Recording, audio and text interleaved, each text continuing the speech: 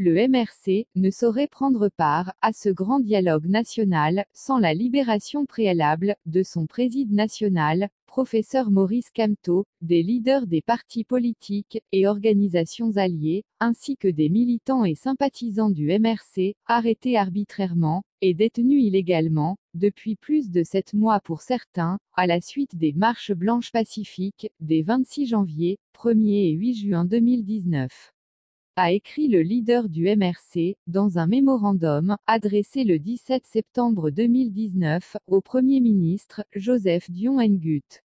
Dans sa correspondance au chef du gouvernement, le président du Mouvement pour la Renaissance du Cameroun, MRC, Maurice Kamto, a relevé que c'est depuis 2015 que son parti attire l'attention du gouvernement sur le problème anglophone et qu'il devrait être résolu par le dialogue.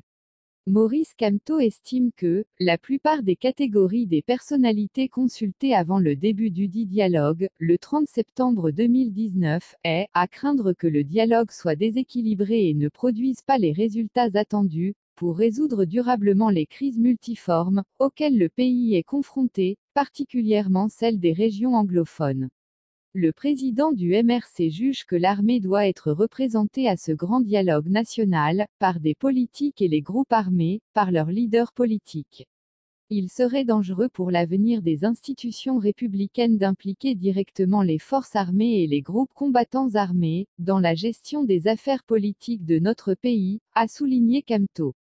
S'agissant de l'ordre du jour, le MRC estime qu'il faudra parler de la forme de l'État, la réforme du système électoral, l'indépendance de la justice, le respect des droits de l'homme et des libertés, la protection de la fortune publique, et le statut de la diaspora.